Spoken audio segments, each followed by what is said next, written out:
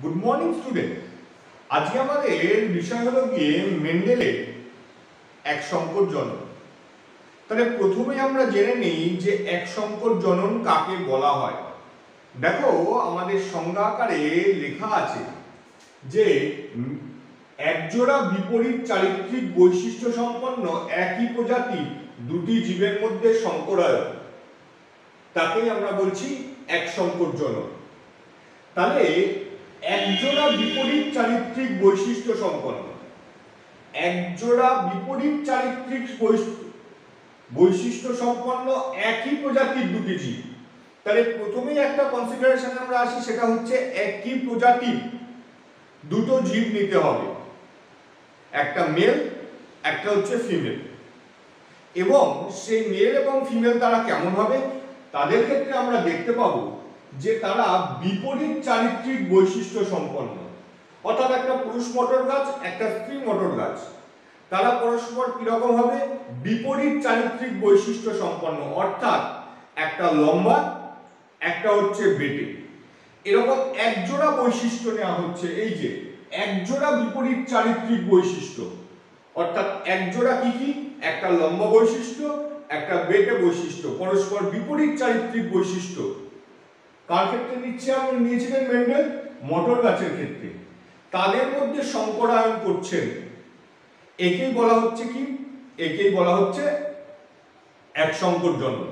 তাহলে এক সংকর জননের ক্ষেত্রে আমরা প্রথমেই দেখব যে বিপরীত চারিত্রিক বৈশিষ্ট্য সম্পন্ন একই প্রজাতির জীব তারা কে কে হতে পারে। দেখো আমরা একটা ক্যাপিটাল টি এটা আমরা লম্বা বৈশিষ্ট্য ধরছি। এটা হচ্ছে বিশুদ্ধ লম্বা মটর গাছ, বিশুদ্ধ লম্বা মটর গাছ, বিশুদ্ধ লম্বা মটর গাছ।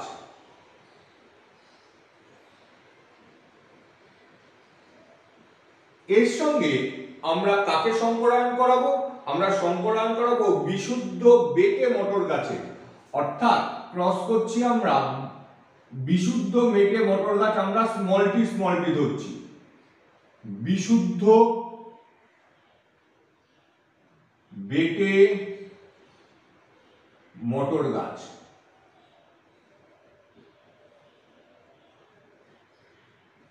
তাহলে আমরা এখানে দেখো দু রকমের অ্যালিল পাচ্ছি, একটা হচ্ছে লম্বা অ্যালিল পাচ্ছি আমরা, একটা হচ্ছে লম্বা এবং একটা হচ্ছে বেটে। তাহলে স্বাভাবিকভাবে প্রশ্ন আসে অ্যালিল কাকে বলা হয়? সমস্ত ক্রোমোজোমে একটা নির্দিষ্ট বিন্দুতে বা কোনো একটা লোকাসে অবস্থিত একই জিনের বিভিন্ন রূপভেদকে বলা হয় অ্যালিল। সমস্ত ক্রোমোজোমে, দেখো আমরা জানি যে এই একটা ক্রোমোজোম, এটা হচ্ছে তার সমস্ত ক্রোমোজোম। একটা আসে পিতার দিক থেকে, একটা আসে মাতার দিক থেকে। নির্দিষ্ট লোকাস অর্থাৎ জিনগুলো যে নির্দিষ্ট স্থানে অবস্থান করে, ধরো এই জায়গাটাতে অবস্থান করছে, এই জায়গাটাকে আমরা বলছি জিনের অবস্থানকারী জায়গাটাকে আমরা বলছি লোকাস। তাহলে অ্যালিলের ক্ষেত্রে আমরা বলছি দেখো সমস্ত ক্রমে নির্দিষ্ট বিন্দুতে বা লোকাসে অবস্থিত একই জিনের যে বিভিন্ন রূপভেদ তাকেই আমরা বলছি অ্যালিল। একই জিনের বিভিন্ন রূপভেদ কি, একটা হচ্ছে ক্যাপিটাল টি, একটা হচ্ছে ক্যাপিটাল টি। তাই দুটোই যদি ক্যাপিটাল টি থাকে তখন তাকে আমরা বলছি হোমোজাইগাস। যদি দেখা যায় হোমোজাইগাস এবং সেটা কিরকম, বিশুদ্ধ। যদি দেখা যায় যে দুটোই স্মল টি রয়েছে তখনও কিন্তু হোমোজাইগাস হবে। কিন্তু যদি দেখা যায় যে একটা ক্যাপিটাল টি এবং একটা স্মল টি থাকে তখন তাকে আমরা বলবো হেটারোজাইগাস। তাহলে এটা হচ্ছে গিয়ে অ্যালিল কাকে বলা হয় আমরা বলে দিলাম। তাহলে আমরা এখানে দু রকম অ্যালিল পাচ্ছি, বিশুদ্ধ লম্বা মটর গাছ এবং বিশুদ্ধ বেটে মটর গাছ। এবার এদের মধ্যে কি হবে, এই বিশুদ্ধ লম্বা মটর গাছ এবং বিশুদ্ধ বেটে মটর গাছ থেকে আমরা দেখব যে কিভাবে ক্রস হচ্ছে। তাহলে প্রথমেই আমরা দেখি যেটা সেটা হলো যে এখান থেকেও গ্যামেট তৈরি হবে, এখান থেকে গ্যামেট তৈরি হবে ক্যাপিটাল টি, এখান থেকে গ্যামেট তৈরি হবে স্মল টি। দেখো অ্যাকচুয়ালি দুটো গ্যামেট তৈরি হয়, দুটোই ক্যাপিটাল টি, তাই দুটো সমপ্রকৃতির গ্যামেট বলে আমরা একটাই ক্যাপিটাল টি লিখেছি। আবার এখানেও দুটো গ্যামেট তৈরি হয়, দুটো স্মল টি, দুটোই সমপ্রকৃতির গ্যামেট স্মল টি বলে আমরা একটাই স্মল টি লিখেছি। এবং তাদের মধ্যে ক্রস হবে, ক্রস হলে কি দেখতে পাবো? ক্যাপিটাল টি স্মল টি, এটাকে আমরা বলছি গ্যামেট। আর এটা হচ্ছে কি আমাদের পি জনু বা প্যারেন্টাল জনু, এটা হচ্ছে পি জনু। তাহলে আমরা ফার্স্ট যে অপত্যটা তৈরি হলো সেই অপত্যটাকে আমরা বলছি F1 জনু। তাহলে F1 জনুতে আমরা কি দেখলাম? আমরা দেখলাম F1 জনুতে সংকর লম্বা মটর গাছ তৈরি হয়েছে। কিরকম মটর গাছ তৈরি হয়েছে? এই মটর গাছটা হচ্ছে সংকর লম্বা। কেন সংকর লম্বা বলা হচ্ছে?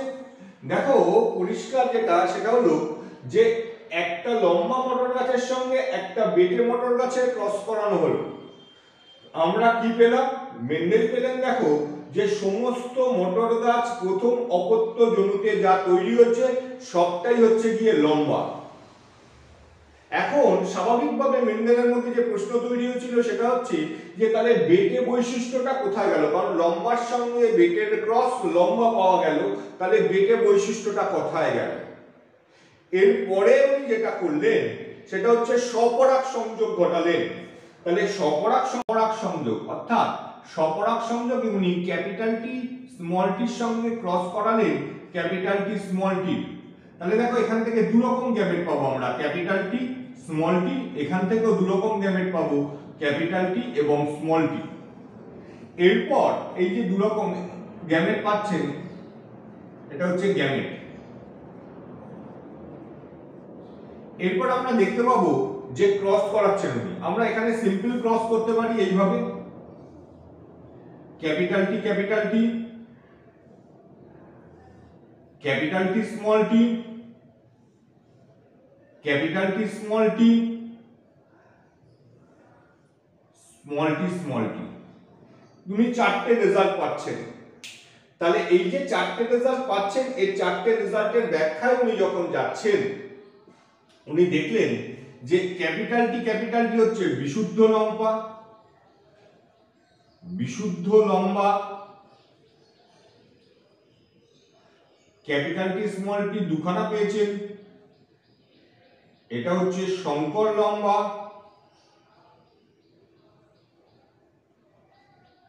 এবং একটা রেজাল্ট পেলেন হচ্ছে বিশুদ্ধ বেটে।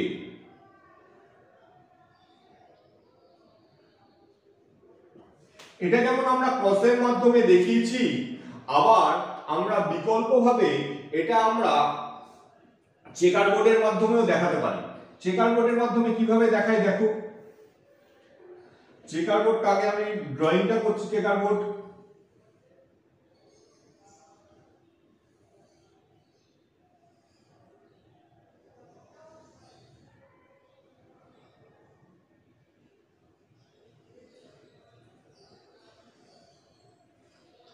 দেখো, তাহলে আমরা যে রেজাল্টটা পাবো সেই রেজাল্টটার ক্ষেত্রে আসি।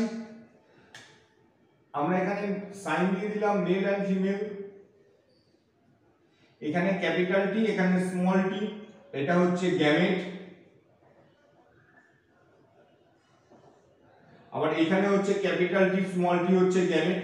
তাহলে ক্রস করালে কি হবে? Capital T capital T, capital T small T, capital T small T এবং স্মল টি স্মল টি। তাহলে এর রেজাল্ট আমরা কি পাবো? দেখো রেজাল্টটা পাবো হচ্ছে ক্যাপিটাল টি হচ্ছে বিশুদ্ধ লম্বা, বিশুদ্ধ লম্বা,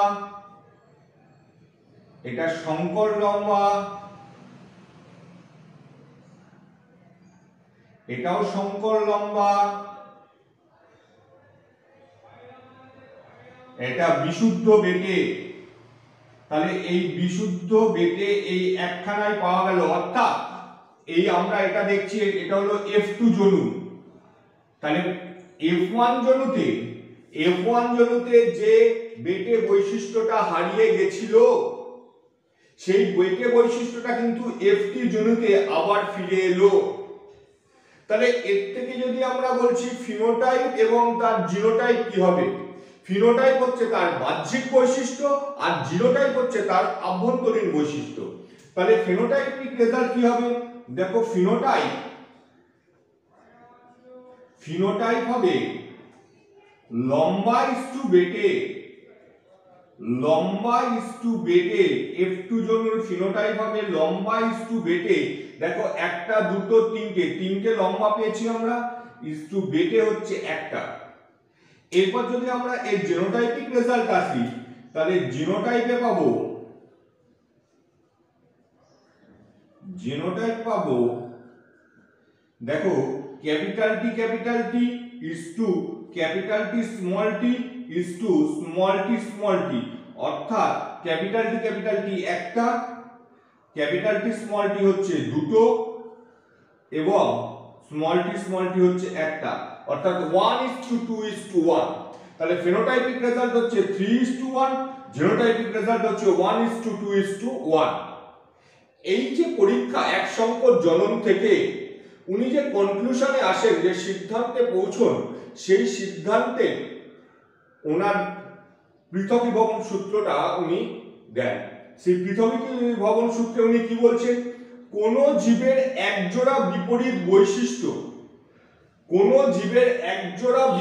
বৈশিষ্ট্য জনিত্রী জনু থেকে অপত্য জনুতে সঞ্চারিত হওয়ার সময়, জনিত্রী জনু থেকে পি জনু থেকে অপত্য জনু F1 জনুতে সঞ্চারিত হওয়ার সময় একত্রিত হলেও, মানে একত্রিত হয়ে গেছে, ক্যাপিটাল টি আর স্মল টি একত্রিত হয়ে গেছে, বৈশিষ্ট্য বা অ্যালিলগুলি কখনো মিশ্রিত হয় না। দেখো এটা ক্যাপিটাল টি স্মল টি কখনো বৈশিষ্ট্য বা অ্যালিলগুলো মিশ্রিত হয়ে যায়নি, বরং গ্যামেট গঠনকালে বিপরীতধর্মী বৈশিষ্ট্যগুলি পরস্পর পৃথক হয়ে যায়।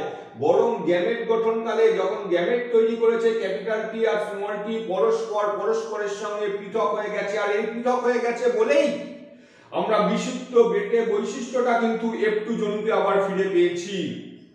তাহলে মেন্ডেলে আমরা এক সংকর জনন থেকে যে সিদ্ধান্তে উনি পৌঁছেছিলেন সেটা হলো পৃথকীভবন সূত্র। পৃথকীভবন সূত্রতে আমরা তার ব্যাখ্যাটাও কিন্তু দেখিয়ে দিলাম।